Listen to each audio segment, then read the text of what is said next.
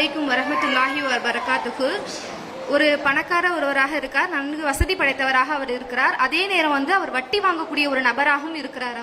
அவர்களிடத்தில் நாம் நன்மையான ஒரு காரியத்திற்காக அவர்களிடத்தில் நம்ம சதக்கா கேட்கலாமா கூடாதா? அப்படி அவர்கள் கொடுக்கக்கூடிய சதக்காவை நாம வாங்கி நம்ம அடுத்தவர்கள் கொடுக்கலாமா வேண்டாமா? இதுதான் என்னுடைய கேள்வி. அஸ்ஸலாமு அலைக்கும் வரஹ்மத்துல்லாஹி வபரகாத்துஹு. அதாவது ஒரு செல்வந்தர் வட்டி வாங்கக்கூடியவர், அவர் தருகின்ற தர்மத்தை நாம பெறலாமா, அல்லது அவர்கிட்ட போய் ஒரு நன்மையான காரியத்திற்கு தர்மத்தை நாம வாங்கலாமா? நம்மளா போய் டொனேஷன் கேட்கறது இப்படி, ஏன்னா அவர் வட்டி வாங்கிட்டே இருக்கிறாரா இல்லையா? அதனால அவர் கொடுக்கக்கூடிய தர்மத்தை பெறுவதோ அல்லது நம்மளா போய் டொனேஷன் வாங்குவதோ, இது மார்க்க அடிப்படையில் இதனுடைய நிலை என்ன அப்படின்னு கேட்கிறாங்க. மார்க்க அடிப்படையில் அவர் டொனேஷன் தந்தால், தர்மம் தந்தால் அதை வாங்குவதோ அல்லது நாம அவர்கிட்ட போய் டொனேஷன் ஒரு நல்ல காரியத்திற்கு இவ்வளவு தாங்க என்று கேட்பதோ மார்க்க அடிப்படையில் தடை இல்லை. அல்லாஹோ ரசூலோ இதை முதல்ல எங்கேயும் தடை செய்யல. ஆனா நம்முடைய நடைமுறையில சில பேர் என்ன நினைக்கிறாங்கன்னா, அவரு வட்டியில வாங்குறாரு, வட்டி வாங்கக்கூடிய ஆளு அது பெரிய ஹராமு, மார்க்கம் தடுத்த ஒரு செயலு, அதை செய்யக்கூடிய அவர்கிட்ட போய் நின்றுக்கிட்டு நீங்க எப்படி பள்ளிவாசலுக்காண்டி தர்மம் வாங்கலாம், நீங்க எப்படி ஒரு நற்கர்மத்துக்காண்டி அவர்கிட்ட போய் தர்மம் வாங்கலாம், அடுத்தாட்ட போய் வாங்க அப்படின்னு நம்மளாக இப்படி ஒரு சட்டத்தை உருவாக்குறோம். முதல் விஷயம் என்ன புரியணும் அப்படின்னா, ஒன்றை செய்யலாம் என்றோ ஒன்றை செய்யக்கூடாது என்றோ நாம சொல்வதா இருந்தால் குர்ஆன் ஹதீஸ்ல இருந்து தான் பார்க்கணும். இப்ப இவர் வட்டி வாங்குறாரு, வட்டி வாங்கக்கூடிய ஆள்கிட்ட இருந்து அவர் தருகின்ற தர்மத்தை நாம பெறக்கூடாது அப்படின்னா ஆயத்து காட்டுங்க. அல் ஹலாலு பையினுன் வல் ஹராமு பையினுன். ஹலால் என்பதும் தெளிவு, ஹராம் என்பதும் தெளிவு, ரெண்டுமே தெளிவாய் இருக்கிறது மார்க்கத்துல. அப்ப ரெண்டுமே தெளிவா இருக்கிறது என்றால், இப்படி வட்டி வாங்கக்கூடிய ஒரு ஆளு தர்மம் கொடுக்கிறார் என்றால் அவற்றை தர்மம் வாங்குவது தவறு என்றால் அல்லாஹ் ரசூல் காட்டி தந்திருப்பாங்கல்ல. ஆயத்திலேயோ ஹதீஸ்லயோ நேரடியாகவோ மறைமுகமாகவோ அது இருக்கத்தானே செய்யும்.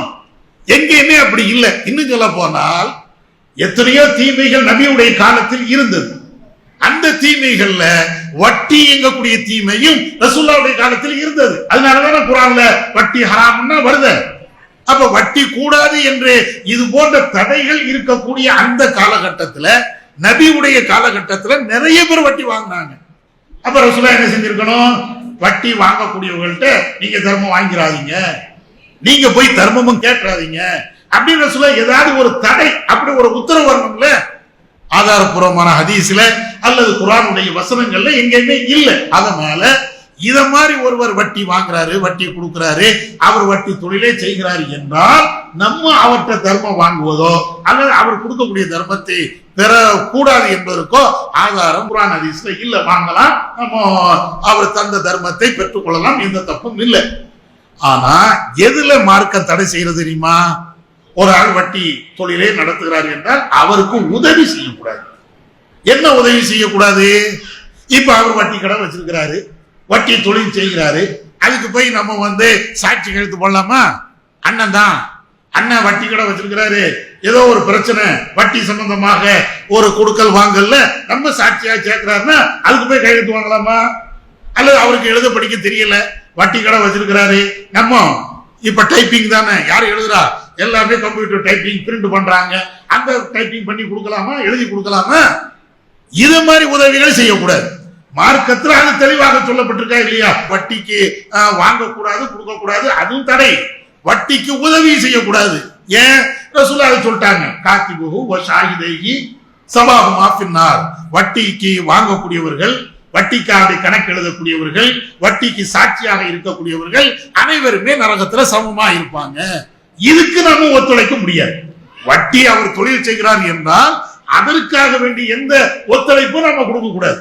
இது மார்க்கத்துல தடை செய்யப்பட்ட ஒன்று. ஒரு ஆளு நம்முடைய வீட்டை, நம்முடைய கடையை வட்டி கடையாக வைக்கிறதுக்கு கேட்கிறாரு, அப்பம் கொடுக்கலாமான்னா அதுவும் தப்பு தான். வட்டி கடை நடத்துறதுக்காக வேண்டி அவர் கேட்கிறாரு அப்படின்னு சொன்னா அதுவும் நம்ம வட்டிக்கு துணை வரமா இல்லையா? வட்டி கடை நடத்துறதுக்கு நம்முடைய இடத்தை கொடுக்கிறோமா இல்லையா? அந்த அடிப்படையில் அது தப்பு. அதனால வட்டி விஷயத்தில் இது தப்பு, இது தப்பு என்ற எது எல்லாம் தவறாக இருக்கிறதோ அது எல்லாத்தையும் ரசூலுல்லாஹ் தெளிவாக சொல்லிட்டாங்க.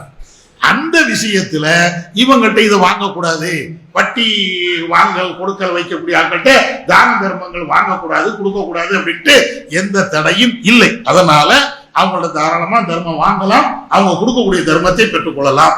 அதே நேரத்தில் அவங்க வட்டி வாங்குறாங்க, அதுல அவங்க சாப்பிடுறாங்கன்னா அதுல மறுமையில கடுமையான தண்டனை இருக்கிறது. குர்ஆன் ஹதீஸ் அவங்களை கடுமையாக எச்சரிக்கை செய்கிறது என்பது தனி விஷயம். அல்லாஹு அக்பர், அல்லாஹு அக்பர்.